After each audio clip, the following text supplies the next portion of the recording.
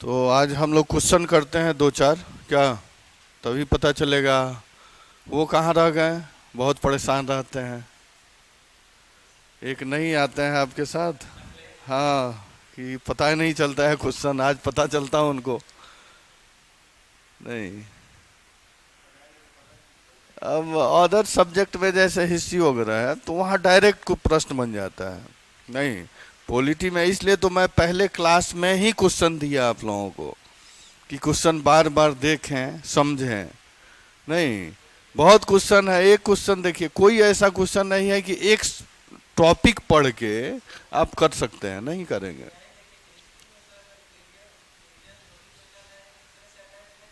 हाँ, तो वही मैं कह रहा हूँ, इसलिए मैं दिया पहले कि बार बार उसको देखें, देखने से पता चलेगा कि हाँ इसका वेरिएशन कितना है, कितना वर्ड एरिया है। तो आप एक प्रश्न, एक टॉपिक से एक प्रश्न नहीं कर सकते हैं जब तक पूरा नॉलेज ना हो, पूरा आइडिया ना हो। समझ गए ना? 63वीं के पहले तो और ट्रेंड चेंज हो गया है, 63वीं के बाद कुछ सीधा सीधा है। 63वीं जब भी बीपीएससी हुआ है, 63वीं से लेकर के अभी तक का कोई ऐसा प्रश्न नहीं है कि आप बिना, कम से कम एक दो प्रश्न ऐसा है कि आधा पॉलिटी पढ़ेंगे तभी कवर होगा। समझ गए ना? आप उद्देशिका से है, प्रस्ताव मूल अधिकार से है, तो देखिएगा कि उसमें जब तक आप और सब प्रावधान नहीं डालेंगे तो उसका पूरा लेंथ पूरा नहीं होगा। समझ गए ना? तो घबराना नहीं है, कम से कम कुछ 60-50%, 60-70% निकलेगा। तब जब हम डिस्कस करेंगे तो वो ज़्यादा बेनिफिट होगा, क्योंकि आप पहले से कुछ कुछ टॉपिक है, कुछ प्रावधान है, सब आप समझे रहेंगे, देखे रहेंगे, जाने रहेंगे, तभी उसका यूज होगा वहाँ पे। नहीं, फिर भी जितना पढ़े हैं उसके अकॉर्डिंग हम लोग क्वेश्चन आज देखते हैं कि कुछ आइडिया लगे कि कैसे हम डालेंगे। समझ गए ना? और उसके बाद डायरेक्ट प्रश्न तो बनते ही हैं, फिर डायरेक्ट वाले करेंगे। ठीक है, चलिए बढ़े आगे। है, क्वेश्चन मेंस का करेंगे, पूछना नहीं है, करके देखेंगे। समझ गए ना? उसको आप लोग, मैं फॉर्मेटिंग कर रहा हूँ मैक्सिमम। आप बता दूंगा कि कहाँ कहाँ से मैटर उठा के डाल देना है। समझे? क्वेश्चन का मैं लगभग उसमें 80% मैं दे दूंगा कंटेंट, और 80% में 20% मिला के आपको सम अप करना है, जिससे पता चलेगा, मुझे भी पता चलेगा कि आप कितना समझे हैं। समझ गए ना? इसके बाद फिर हम यहाँ डिस्कस करेंगे क्लास में। क्या? पीटी का? पीटी का मेरे से मांग रहे हैं? हाँ? अच्छा, पॉलिटी का।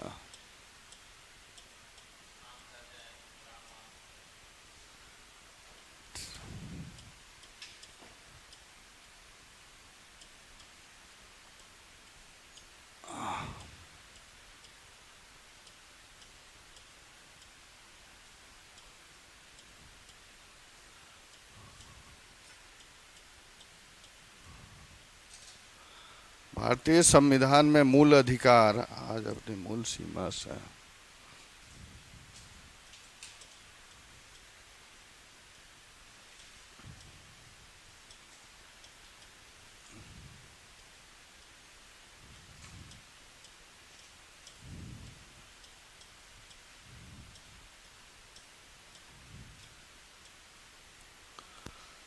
आज अपनी मूल सीमा से अधिक विस्तृत हो चुकी है।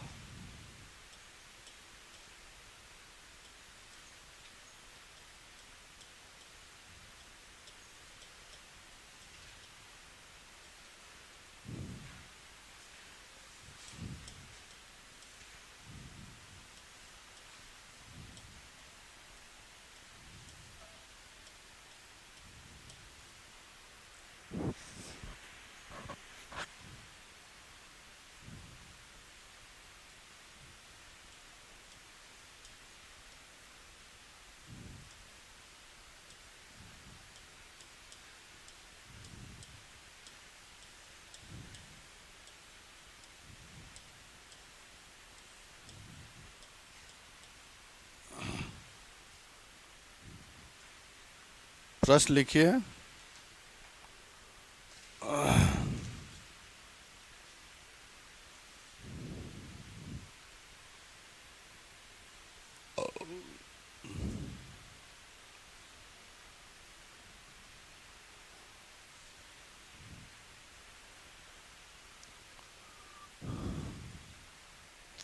मूल अधिकार का समझ हो गया है ना कुछ हद तक?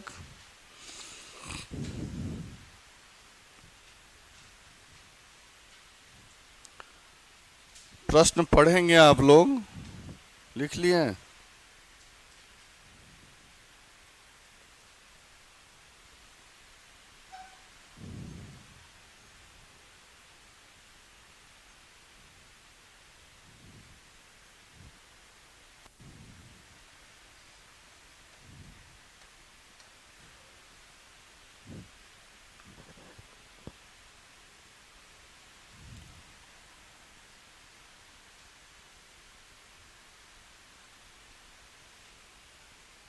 ठीक है जी।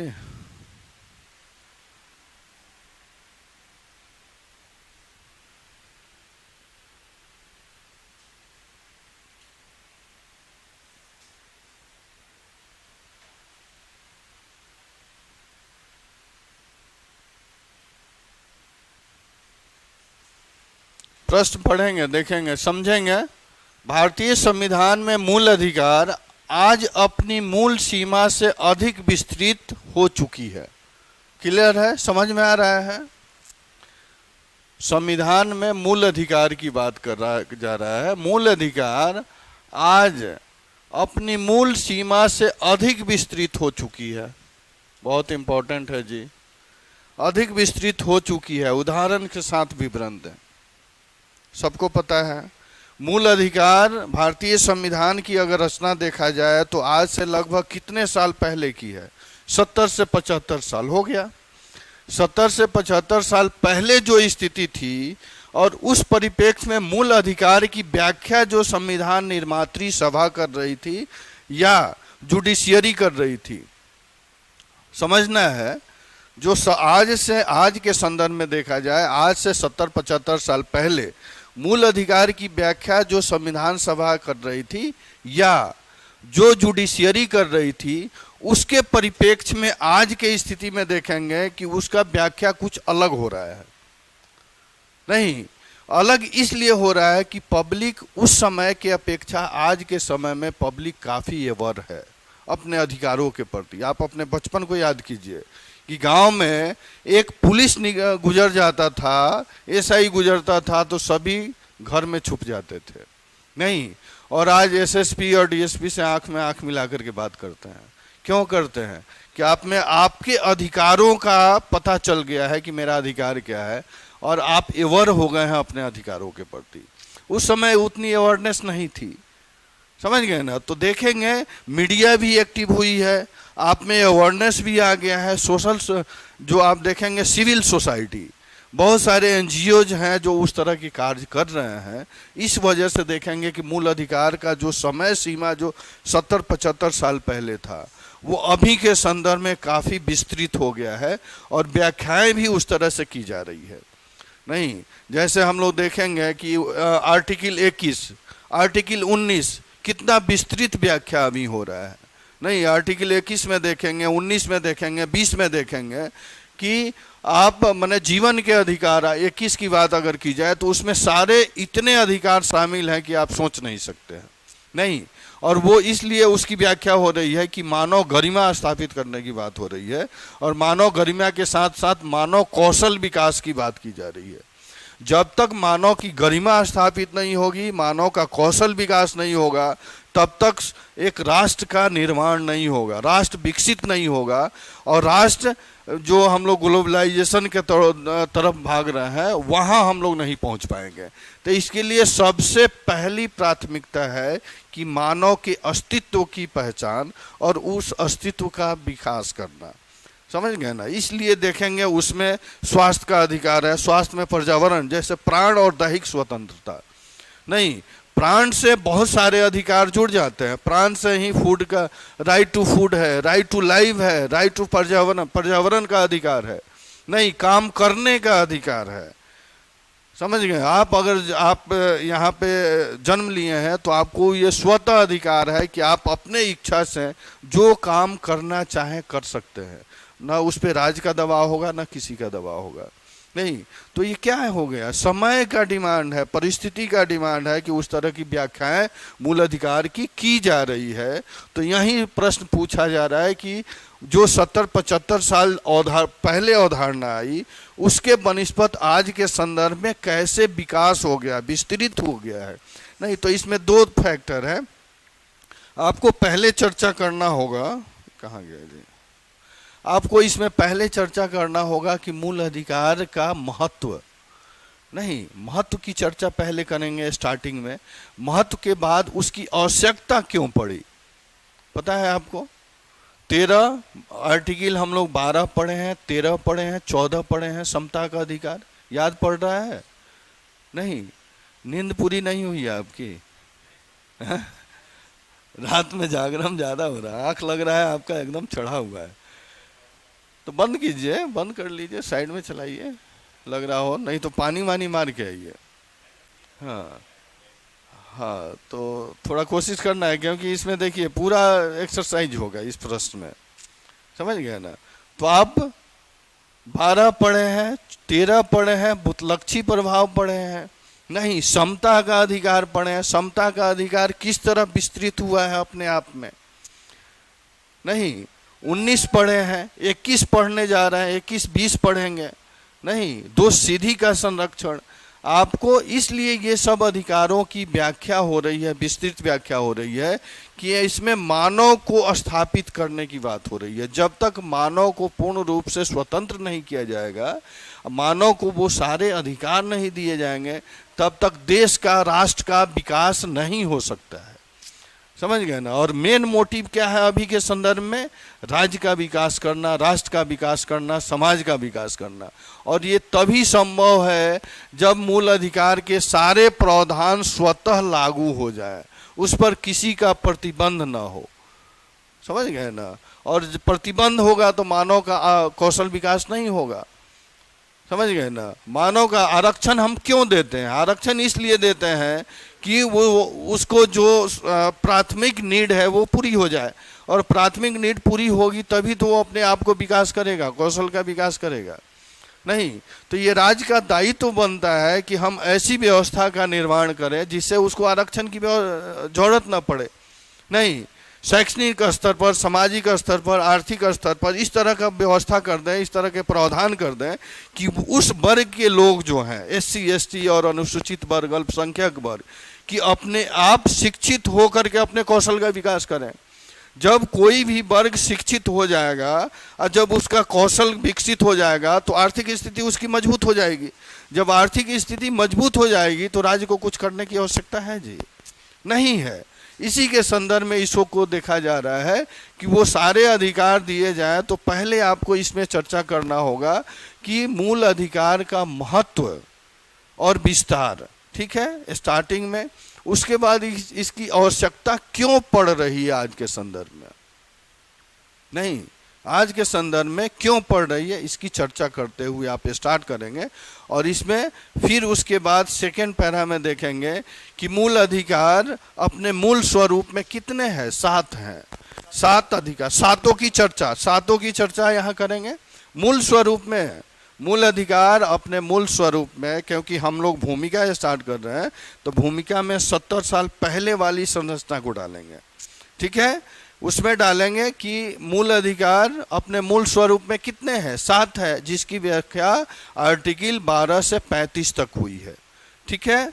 उसके बाद इसके विस्तार ये हो गया, और इसका विस्तार अब कैसे हो रहा है, किस वजह से विस्तार हो रहा है। तो वजह क्या है कि पब्लिक अवेयर हुई है। 70-75 साल पहले की अपेक्षा अभी के संदर्भ में देखेंगे हर एक लेवल पर पब्लिक अवेयर हो गई है, नहीं, अपने कर्तव्य को पहचान रही है, अपने अधिकार को पहचान रही है, और उसके हिसाब से अपने राज्य से, प्रशासन से, प्राधिकरण से डिमांड कर रही है, नहीं। अभी देखिए कितना फेयर हो गया है। इसके अलावा आप देखेंगे सिविल सोसाइटी एक्टिव हो गई है, जो NGOज है वो एक्टिव हो गए हैं, अपना कर्तव्य निभा रहे हैं विधि के रूप में, एक प्राधिकरण के रूप में। उसके साथ साथ मीडिया भी देखेंगे, मीडिया भी कॉन्शियस हो गई है, मीडिया को आए दिन काफ़ी अच्छा रोल रहा है। थोड़ा इस फेज में अगर छोड़ दें, आप क्रिटिसाइज नहीं करेंगे मोदी गवर्नमेंट का कि मीडिया इस पे हावी हो गई है, इस संदर्भ में आप कहेंगे कि मीडिया भी एक्टिव हुई है, कि वो मीडिया के वजह से ही अधिकार के, सरकार के गुण और अवगुण को हम जान रहे हैं, समझ रहे हैं और उसके प्रति हम विरोध कर रहे हैं। ठीक है, तो ये देखेंगे कि विस्तार क्यों हो रहा है। फिर उसके बाद थर्ड फेज में यहाँ पे चर्चा करेंगे कि आए दिन अभी के संदर्भ में मूल अधिकार में कमी भी हुई है। कमी हुई है नहीं, मूल अधिकार मूल स्वरूप में कितने थे? 7 थे, और 7 में आज के संदर्भ में संपत्ति का अधिकार जो है 44वें संविधान संशोधन 78 में उसको हटा दिया गया है, जो कमी के रूप में देखा जा सकता है। समझ गए ना? तो ये कमी की चर्चा करेंगे, उसकी चर्चा करेंगे, फिर उसके बाद निष्कर्ष करके इसको समाप्त कर देंगे। सिंपल प्रश्न है, वो बन जाएगा।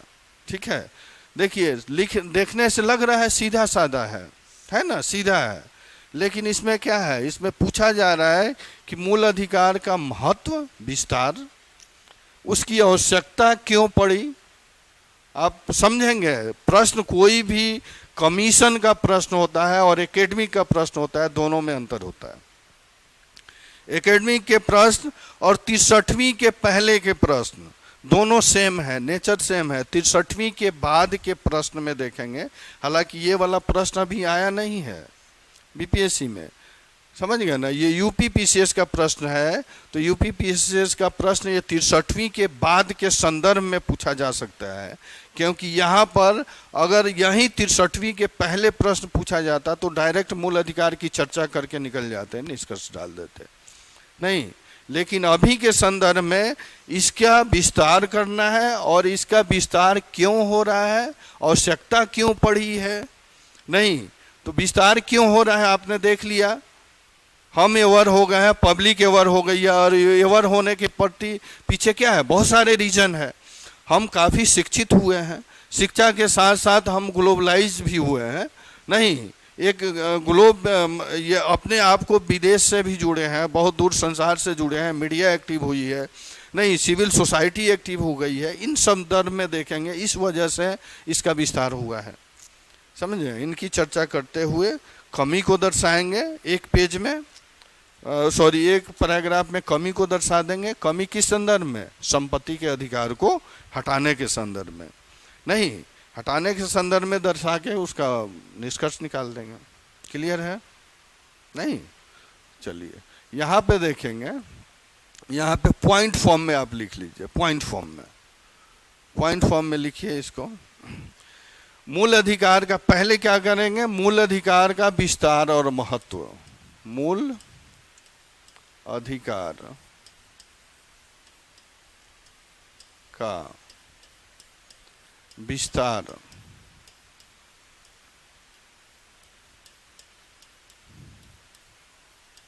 महत्व। ठीक है, मूल अधिकार का विस्तार और महत्व की चर्चा करेंगे। ठीक है, इसके बाद इसी में मूल अधिकार की आवश्यकता,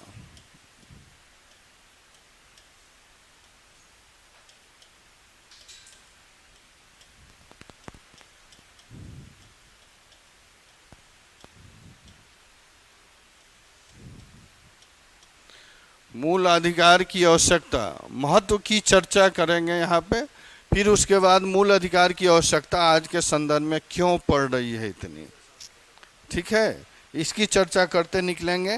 फिर आप देखेंगे कि मूल अधिकार का विस्तार हुआ है आज के संदर्भ में, नहीं आज के संदर्भ में विस्तार हुआ है, क्योंकि आप देखेंगे जब इसकी रचना हुई संविधान की, उस समय मूल अधिकार का विस्तार उतना नहीं था। नहीं, उसके अपेक्षा अभी के पृष्ठभूमि में जो समय चल रहा है, तत्कालीन परिस्थिति में इसका काफी हद तक विस्तार हुआ है।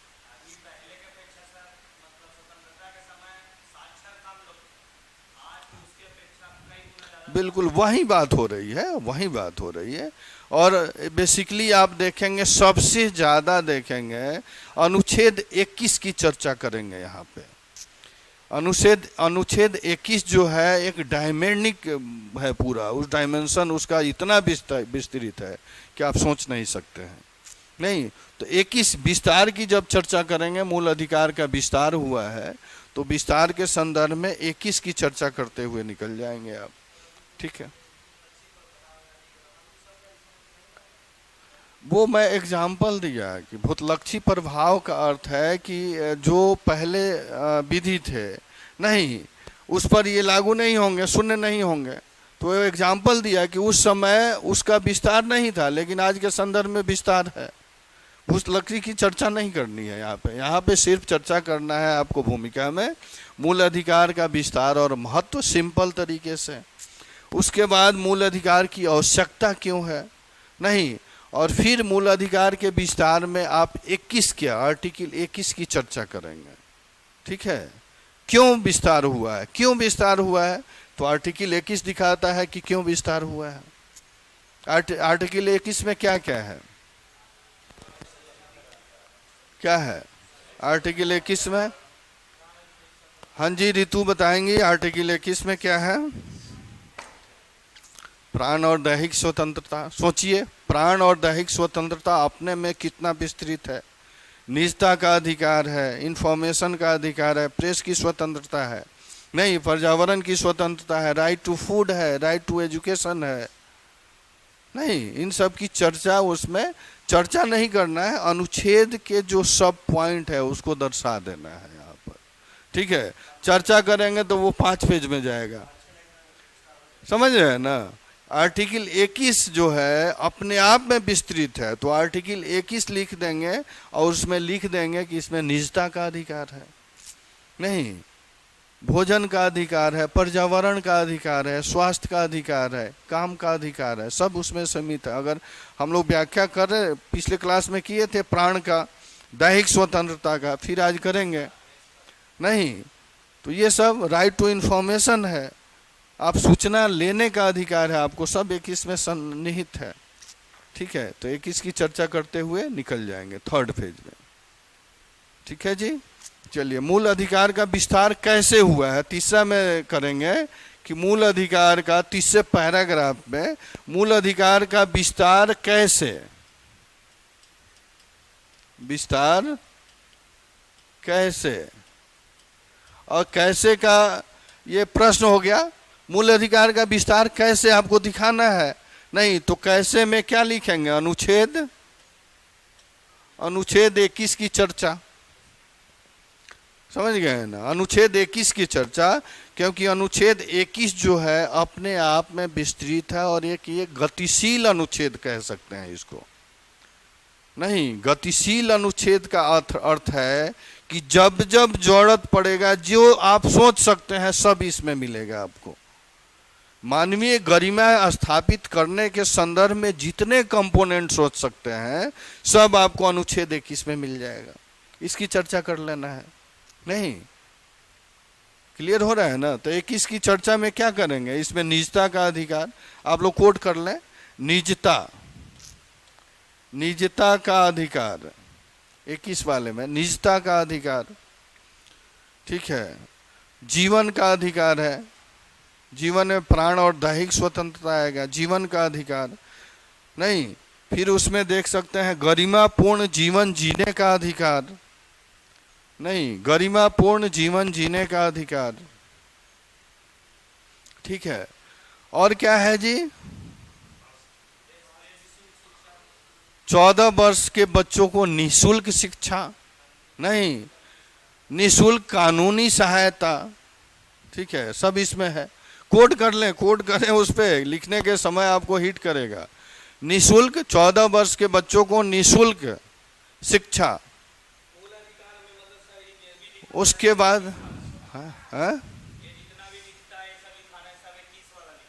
21 की चर्चा करना है विस्तृत रूप से।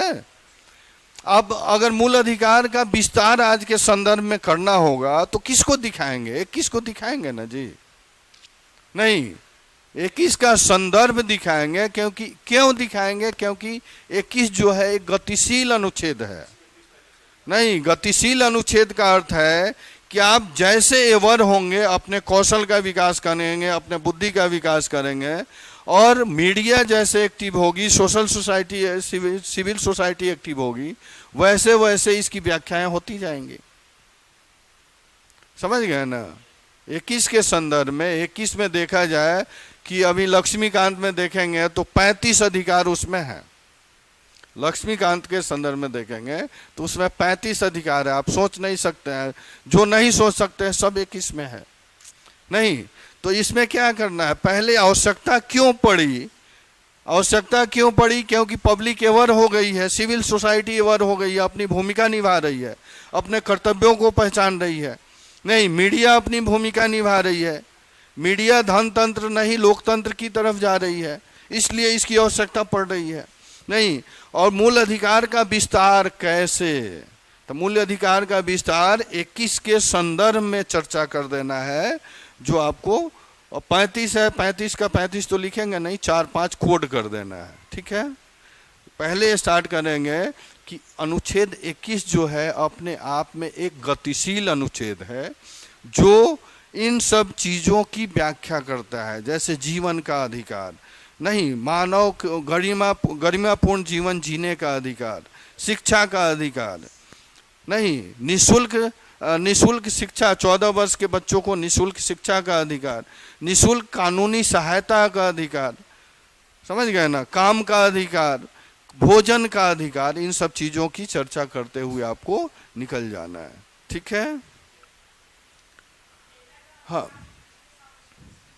क्या, हाँ वो सब जो भी है, इसलिए मैं कह रहा हूँ ना कि जब जब जरूरत पड़ रहा है 21 की व्याख्याएं उस तरह होते जा रही हैं। नहीं, 21 ही है जो इतना विस्तृत व्याख्या रखता है अपने आप में। ठीक है, हाँ बाबू, हाँ क्या, उसका सब आर्टिकल की नहीं करना है, सब आर्टिकल चर्चा करेंगे तो यहाँ स्पेस उतना नहीं है, 250 शब्द में लिखना है तो स्पेस तो है नहीं। ठीक है, हाँ ठीक है, आप लोग मेंस के लिए हैं क्या? फाउंडेशन बैच है, तो ये तो मेंस का क्लास चल रहा है। अच्छा, बैठने के लिए, ओके, ठीक है ठीक है ठीक है ठीक है, चलिए कुछ तो समझ में आएगा। तो बैठ गए हैं तो फटाफट ये प्रश्न लिख लीजिए मेंस का, पॉलिटी मेंस का है, प्रश्न लिखिए, इसी को मैं डिस्कस कर रहा हूँ, फटाफट लिखिए।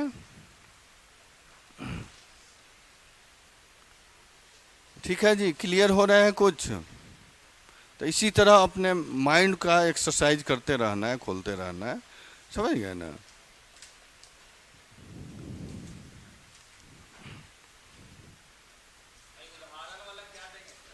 आ रहे हैं उसी पे आ रहे हैं, घबराइए मत, अभी तो आप यहाँ, हम लोग, मैं यहाँ हूँ, आप यहाँ आ गए तो आने दीजिए। नहीं, अभी नहीं समझ में आया। हाँ है, नहीं अभी लिखना नहीं है, आप इस पॉइंट को लिखें और इस पॉइंट के हिसाब से आप घर से करके आएंगे, समझ गए ना? अभी लिखना नहीं है, आप कोड मैं कर रहा हूँ, पूरा फॉर्मेटिंग दे रहा हूँ, इसको आप पूरा करेंगे घर पे और ले करके आएंगे, उसको चेक किया जाएगा। 2-3 क्वेश्चन मैं आज करा दूंगा, ठीक है ना? और वो फाइनल हो जाएगा तो आप फाइल में लगा देंगे, फिर उस पर काम करने की जरूरत नहीं होगी। क्या आप दोनों संदर्भ में लिख सकते हैं, पॉइंट फॉर्म में भी लिख सकते हैं या पैराग्राफ में भी लिख सकते हैं। ठीक है, जहां जरूरत हो तो पॉइंट फॉर्म में लिखते हैं और फिर पैराग्राफ में लिखते हैं।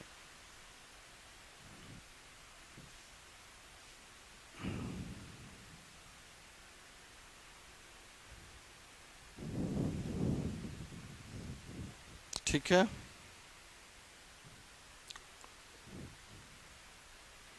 हो गया बाबू, लिख लिया आप लोग? प्रश्न है, प्रश्न पढ़िएगा।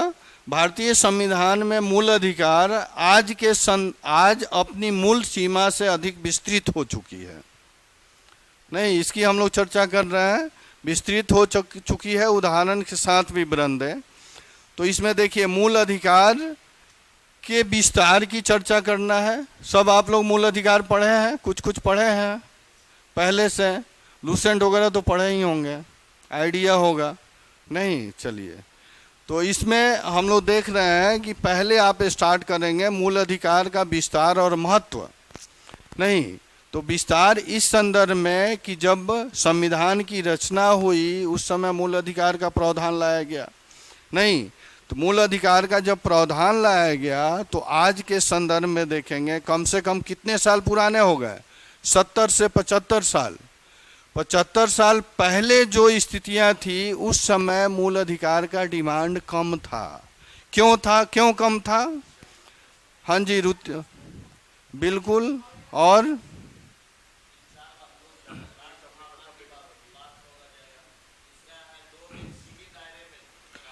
सोचना है कि आज के संदर्भ में और 70 साल पहले के संदर्भ में क्या स्थितियां नहीं होंगी।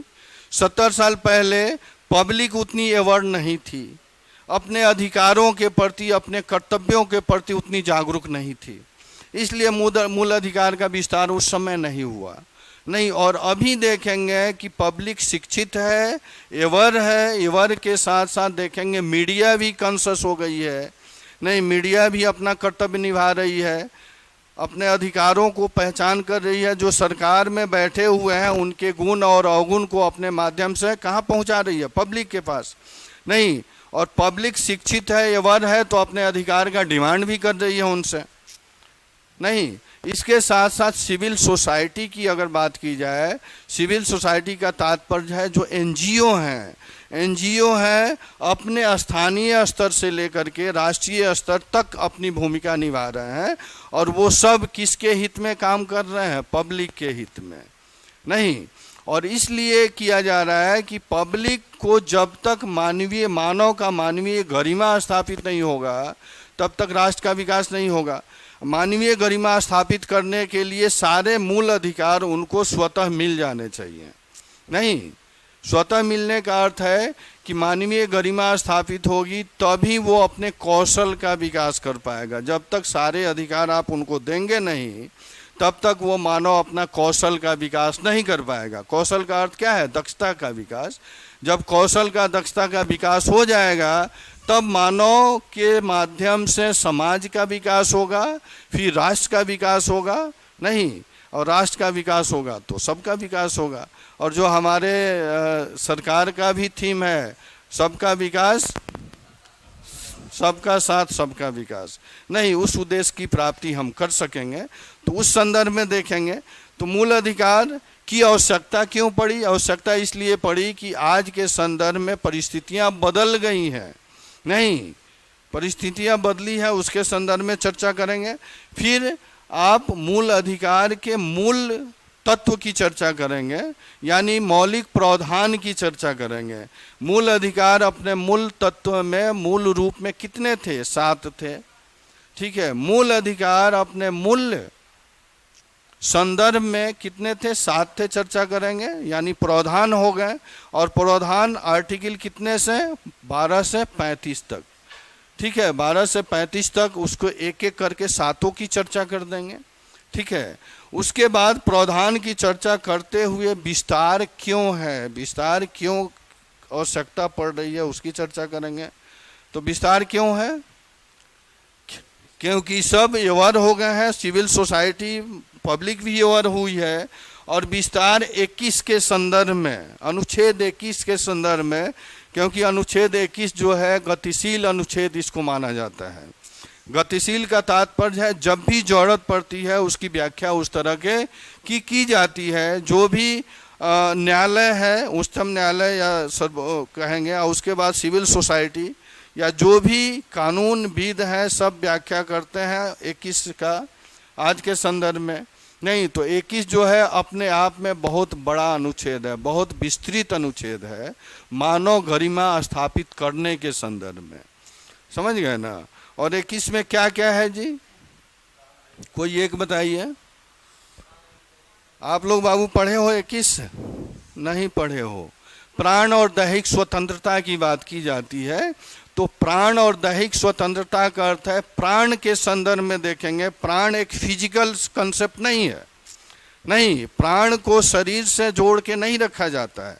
इसका विस्तृत व्याख्या है, प्राण की संरक्षण तभी हो सकती है जब आपको स्वच्छ पर्यावरण मुहैया करवाया जाए, नहीं शिक्षा मुहैया करवाया जाए, स्वच्छ वायु मुहैया करवाया जाए, स्वच्छ पानी मुहैया करवाया जाए, नहीं इसके साथ साथ आप देखेंगे कि आपको हर एक सुविधा वो दी जाए, तभी प्राण की रक्षा हो सकती है।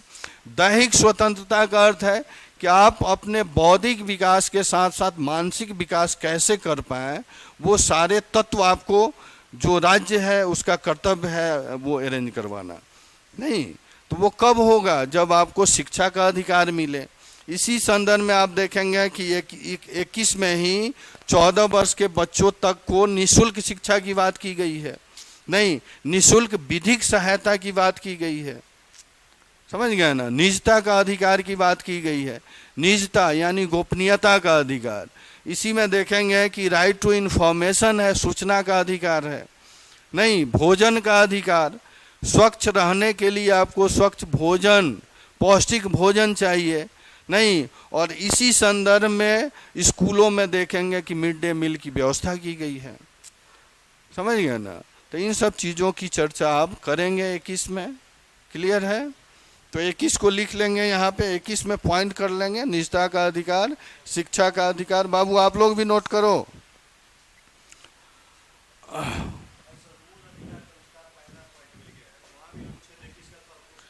कहाँ पे?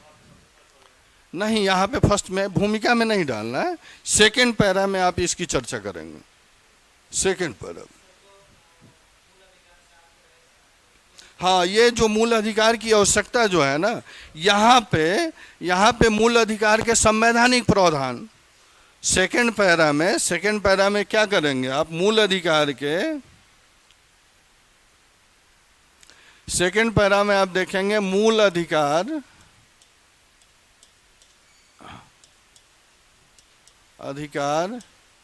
के प्रावधान की चर्चा करनी है। नहीं तो मूल अधिकार के प्रावधान में यानी मूल अधिकार अपने मूल स्वरूप में, नहीं यहाँ पे लिखेंगे मूल अधिकार अपने मूल स्वरूप में,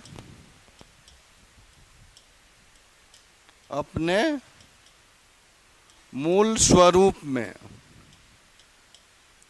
मूल स्वरूप में कितनी थी, कितना है मूल अधिकार अपने मूल स्वरूप में? 7, नहीं अभी 6 हो गए हैं, लेकिन यहाँ मूल स्वरूप में 7 है। तो 7 की चर्चा यहाँ कर देंगे, ठीक है। 7 की आप क्या करेंगे, चर्चा करेंगे यहाँ पर मूल स्वरूप में। उसके बाद आप देखेंगे, हाँ बस आर्टिकल जैसे मान लीजिए कि स्वतंत्रता का अधिकार, नहीं समानता का अधिकार, धार्मिक स्वतंत्रता, ये सब पूरा एक एक का नहीं करना है, एक एक का नहीं करना है। हाँ व्याख्या आपको नहीं करना है, एक एक का बस जो 7 का दिया गया है ना उसको इस यहाँ पे लिख देना है, छाप देना है, ठीक है।